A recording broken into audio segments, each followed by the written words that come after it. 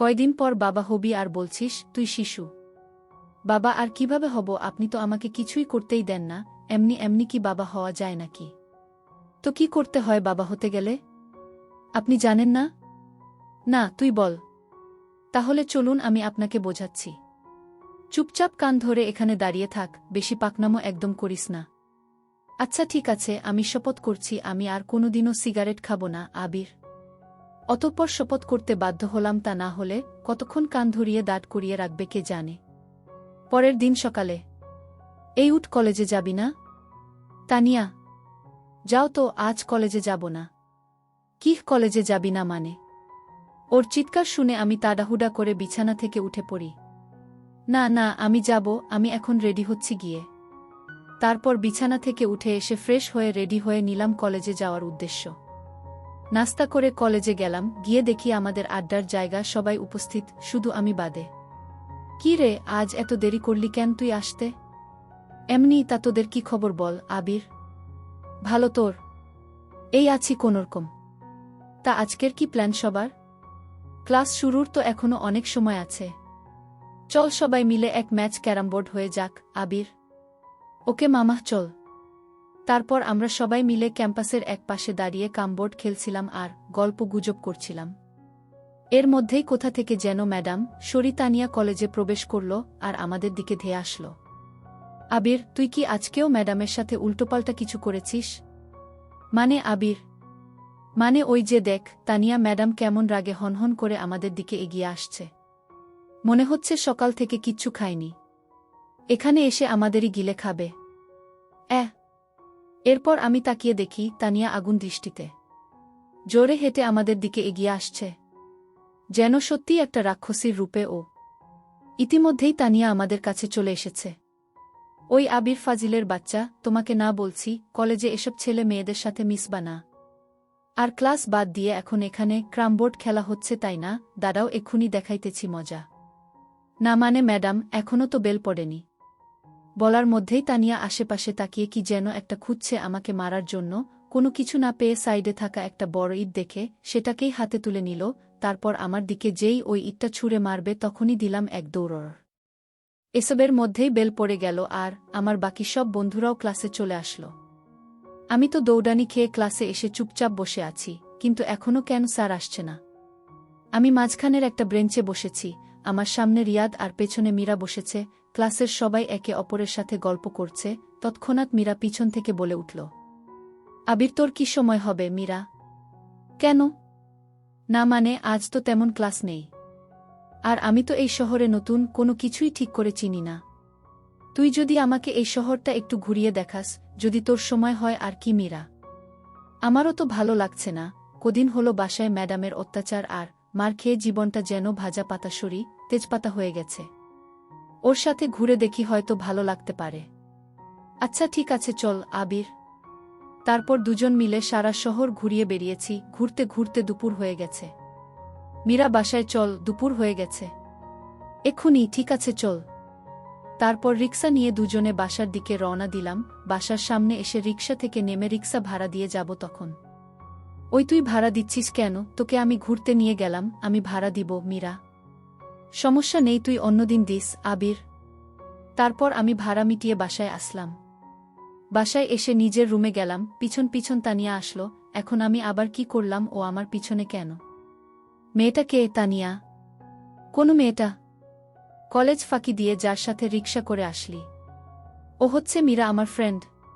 মীরাই হোক আর টিরা হোক, ওর সাথে তোর কি যে এক রিক্সা করে আসলি? না না, ওর সাথে আমার কিছুই না। ও শুধু বলছিল ওকে এই শহরটা একটু ঘুরে দেখাতে, তাই ঘুরে দেখলাম। ও এখানে নতুন তো তাই। আবির, কি ঘরে বউ থাকতে তুই কিনা অন্য মেয়েরে নিয়ে শহর ঘুরতে বের হয়েছিলি? কই, আমারে তো কোনোদিনও ঘুরতে নিয়ে যাস নাই। তানিয়া, কই, আমাকে তো আপনি কোনোদিনও বলেন নাই ঘুরতে নিয়ে যেতে। ঠিক আছে, আজ বিকেলে দুজনে ঘুরতে যাব। ওকে? ওকে। এখন যাও, ফ্রেশ হয়ে খেতে এসো। ঠিক আছে। তারপর তানিয়া রুম থেকে চলে গেল। আমি গায়ের শার্টটা খুলতেছি। শার্টটা খুলে ফ্লোরে ছুঁড়ে মেরে অন্য একটা শার্ট নিয়ে ওয়াশরুমে যাওয়ার জন্য এগোচ্ছি। তখনই পিছন ঘুরে দেখি তানিয়া দরজার সামনে বড় বড় চোখ করে কোমরে হাত দিয়ে দাঁড়িয়ে আছে। ওর এমন ভাব দেখে মনে হচ্ছে আমি আবারও কোনো ভুল করে ফেলছি। আমি এখন আবার কি করলাম? আপনি এভাবে তাকিয়ে আছেন কেন? আমি কি আবার কোনো ভুল করছি? অবশ্যই ভুল করছিস। তোর জামা কাপড়কে ধুয়ে দিবে এভাবে ফ্লোরে ছুঁড়ে মারলি কেন? কেন আমার আম্মু এসে ধুয়ে দিবে? ও আপনি দেবেন, সমস্যা নাই, নিয়ে ধুতে পারেন। চুপপ আবার বলে আপনি ধুয়ে দিবেন? আজ থেকে নিজের জামা কাপড় নিজে ধুবি। ঠিক আছে। না ঠিক নেই, আমি আমার জামা কাপড় নিজে ধুতে পারবো না। আর আপনার সব কথা আমার মানতে হবে নাকি? হ্যাঁ, আমার নিজের কোনো স্বাধীনতা নেই নাকি যে আপনি যা বলবেন তাই শুনবো আমি? কি বলিস পিচ্চি, আমার মুখে মুখে কথা। আর দাদাও দিচ্ছি তোরে তোর স্বাধীনতা। একথা বলে আমার দিকে এগিয়ে আসছে। এই না না, আজ থেকে আমি আমার নিজের জামা কাপড় নিজে ধুব। এই তো আমার লক্ষ্মী জামাই, যা তোর যত ময়লা জামা কাপড় আছে সবটা নিয়ে ওয়াশরুমে যা। কিন্তু আমি তো পারি না মানে। আগে কোনোদিনও এসব ধুইনি। আগে কখনো ধুসনি তো কি হয়েছে? এখন থেকে ধুবি যা। আমার বয়সেও আমি কোনোদিন নিজের জামা কাপড় নিজে ধুই নাই, এখন ধুতে হবে ভেবেই কান্না আসতেছে। অনেকগুলো কাপড় ময়লা হয়েছে, সবগুলো ধুতে হয়েছে। এর আগে কখনো ধুই নাই, তাই ওয়াশিং পাউডারের উপর এত জ্ঞান না থাকায় অধিক পরিমাণে ব্যবহার করছি, যার ফলে হাতের কিছুটা চামড়া উঠে গেছে। হাত পুরো জ্বলতেছে। মন খারাপ করে গোসল করলাম আর জামা কাপড়গুলো রোদে শুকুতে দিলাম। ভাবতেই কান্না আসছিল, কয়েকদিন আগে আমি নিজের জামা কাপড় নিজে ধুই নাই, আর আজ কিনা নিজেকেই সব করছি।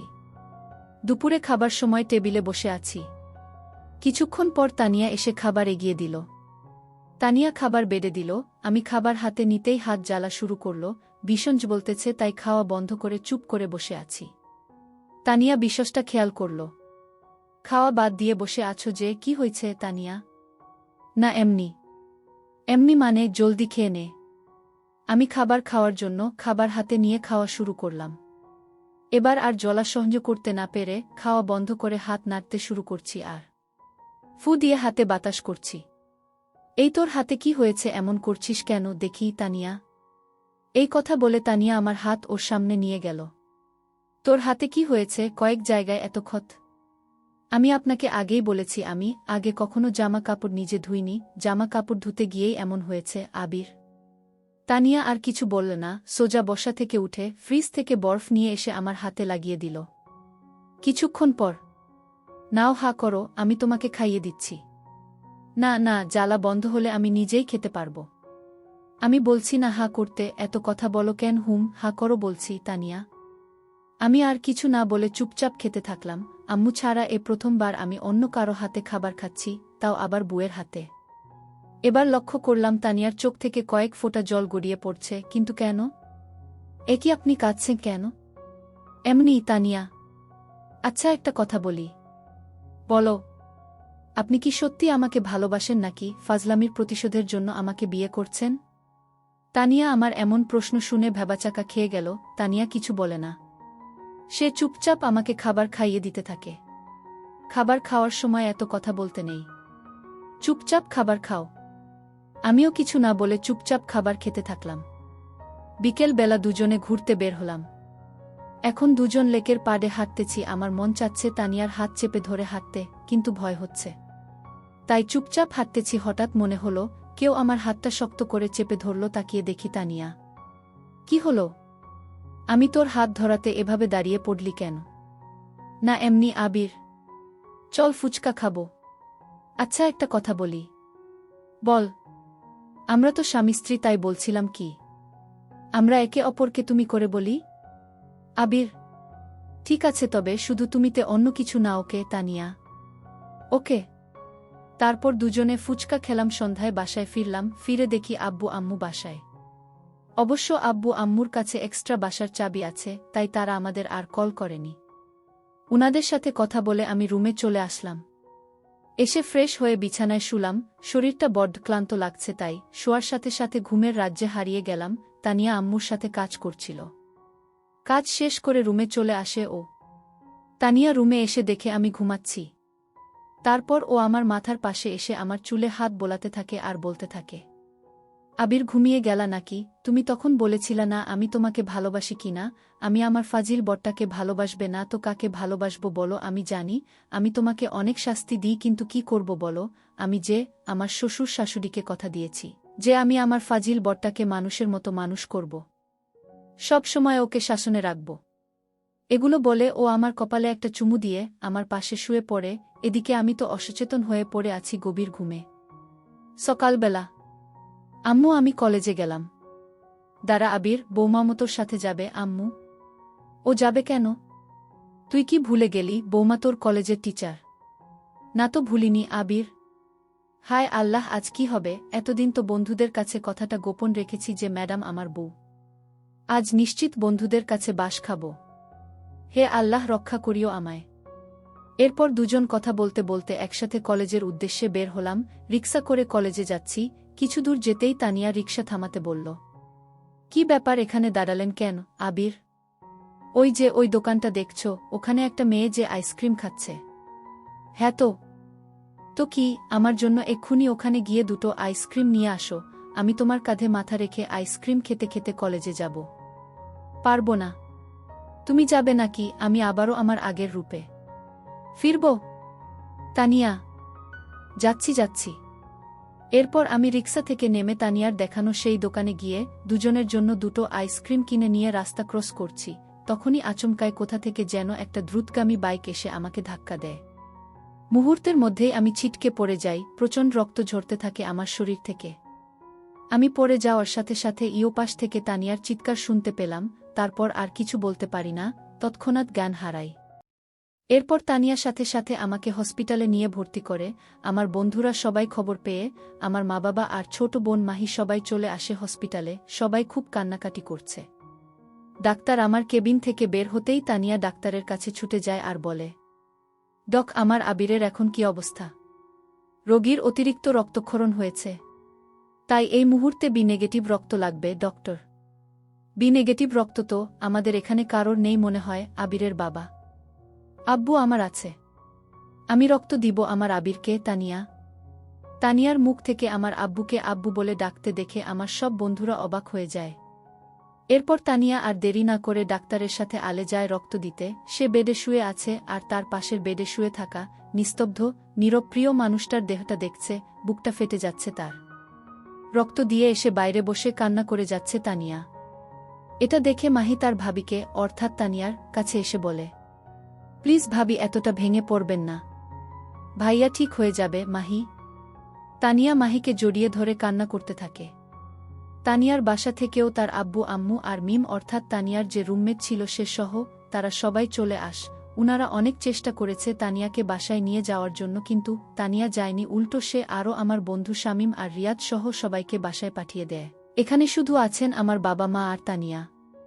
তানিয়া কিছুতেই নিজের চোখ থেকে জল গড়িয়ে পড়া থামিয়ে রাখতে পারছে না। আমার বাবা তানিয়ার কাছে এগিয়ে এসে বলে, এতটা ভালোবাসো আমার ছেলেকে তুমি?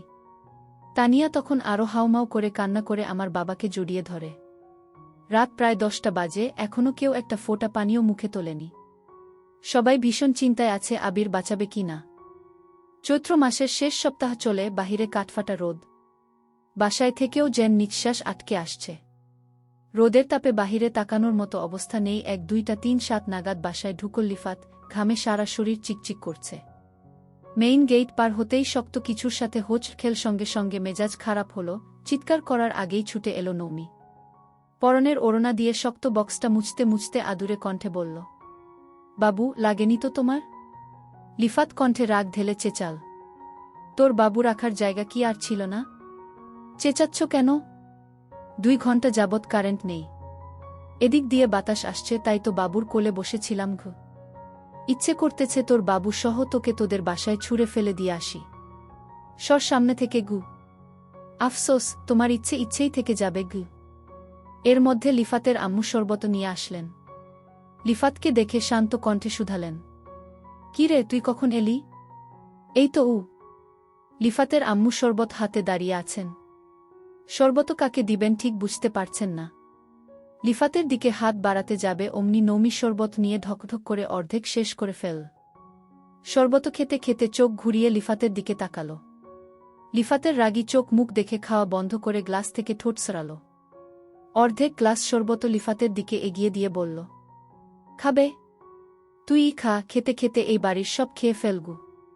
লিফাত রাগে গজগজ করতে করতে চলে যাচ্ছে। নৌমি শক্ত কণ্ঠে বলে উঠল, আমি তোমার ভাগের কিছু খাইনি। লেবু দুটা বাসা থেকে নিয়ে আসছিলাম ঘে। লিফাত কিছু না বলেই রুমে চলে গেছে। লিফাতের মা লতিফা বেগম নৌমির দিকে তাকিয়ে ধীর কণ্ঠে বললেন, ছেলেটা এত রোদের মধ্যে বাহির থেকে আসছে, শরবতটা ওকে দিয়ে দিলে তোর কি খুব ক্ষতি হয়ে যেত?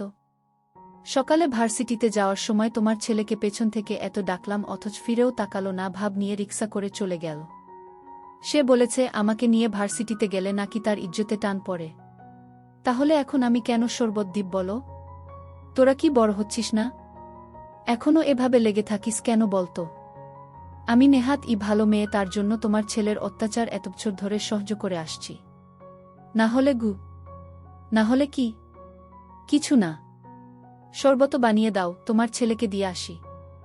দাঁড়া, দিচ্ছি। নৌমি শরবতের গ্লাস হাতে নিয়ে লিফাতের রুমে আসছে। লিফাত ওয়াশরুমে, নৌমি শরবতের গ্লাস টেবিলের উপর রেখে লিফাতের ফোনের লক খুলে ইউটিউবে ভিডিও দেখছে।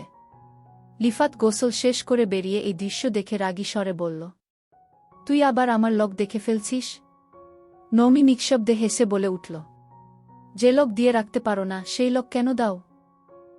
আমরাই তো, আমাদের মাঝে এসব লকটকের আবার কি প্রয়োজন? রাখ ফোন, আমার ফোনে আমার অনেক পার্সোনাল জিনিস আছে জানি, আছে তো গার্লফ্রেন্ডের সাথে 5টা ছবি, তার মধ্যে 3টায় বেহুদা বাকি 2টা তো ভালো।